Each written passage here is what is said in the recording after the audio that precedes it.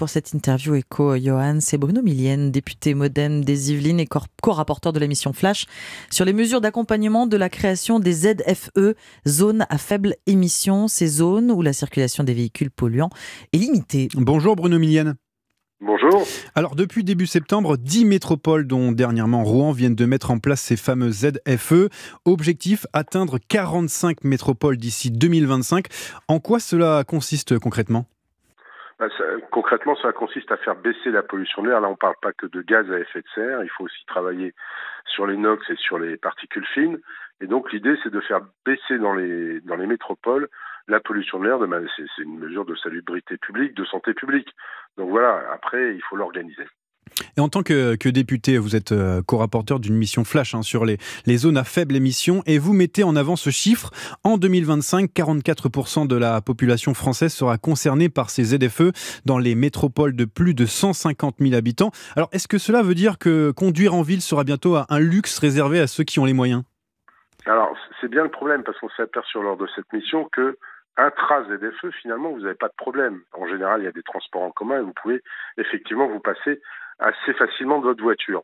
Mais toutes les personnes qui sont en périphérie des métropoles et qui doivent rejoindre la ZFE pour leur travail ou pour aller chez le médecin, enfin, pour simplement traverser la ZFE, elles risquent d'être en difficulté. Donc c'est pour ça qu'on a voulu faire cette mission avec Gérard Le Seul, de manière à faire une photographie assez exacte de ce qui, au tenté où on est, et puis d'amener des solutions pour que ce soit à la fois socialement et économiquement acceptable. Vous pointez aussi du doigt une autre conséquence sociale de cette mesure, car 38% des ménages les plus pauvres ont un véhicule classé critère 4 ou 5, c'est-à-dire les plus polluants. Le reste à charge pour l'achat d'un véhicule propre est bien trop élevé. Comment faire en sorte qu'ils puissent continuer à se rendre dans ces métropoles ? Eh bien là, il faut changer un petit peu la cible des aides. D'abord, il y a tout un fatras d'aides où personne ne s'y retrouve. Il faut un guichet unique absolument, parce que d'un département à l'autre, d'une région à l'autre, on n'y comprend rien aux aides. Donc il faut vraiment qu'on mette ça en place pour que les gens soient informés. Et puis il faut aller vers des solutions beaucoup plus simples, genre PTZ, prêt à taux zéro, mais garanti par l'État, ou la fameuse LOA dont a parlé le président Macron. Mais il faut vraiment que tous les loyers soient lissés et que ça ne dépasse pas 100 € du premier au dernier loyer. Et puis développer le rétrofit, mettre aussi une prime à l'achat pour les primo-accédants. On n'en a pas pour l'instant. Ces ZFE restent mal connus, vous l'avez dit, du grand public. En 2021, RIS Interactive indique que 60% des sondés ignorent ce que c'est. Il y a vraiment un défaut de communication et de visibilité selon vous ? Ah oui, il y a un défaut de communication énorme qui est dû à la fois aux collectivités territoriales, qui n'informent pas sur une durée assez longue. Et puis je pense que là, maintenant, il faut qu'on travaille avec les collectivités pour avoir une campagne nationale et bien expliquer aux gens ce que c'est. Ce n'est pas, parce que quand les gens savent, ils confondent en plus. Je vous ai parlé de gaz à effet de serre. Ce n'est pas une lutte contre les gaz à effet de serre, c'est vraiment une lutte contre la pollution de l'air qui est responsable de plus de 40 000 décès par an. Donc c'est vraiment une question de santé publique. Mais ça, il faut l'expliquer aux gens. Il faut surtout arriver à faire en sorte, avec toutes les mesures qui sont prises, de leur faire comprendre qu'ils ont une alternative à la voiture pour aller dans les ZFE. Alors vous parliez des collectivités territoriales. Pour vous, il faut aider les populations les plus en difficulté, aider aussi les collectivités et comment, évidemment, élargir l'offre de transport public ?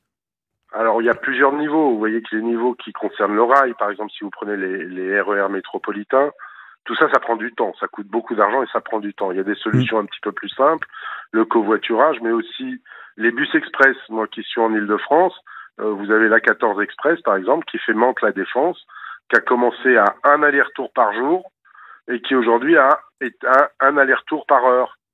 Donc ça fonctionne. Mais tout ça, il faut communiquer, il faut faire des parkings relais. Enfin, il y a plein de solutions qu'on propose dans notre rapport. Il y a des solutions à court terme, ça là, il faut les mettre vraiment vite en place. Et puis les autres, à plus long terme, effectivement, vous n'avavez pas le choix parce que ça demande des infrastructures importantes. Il y a aussi des disparités, parce que vous parliez de ces transports, mais d'une agglomération à une autre, ce n'est pas la même chose.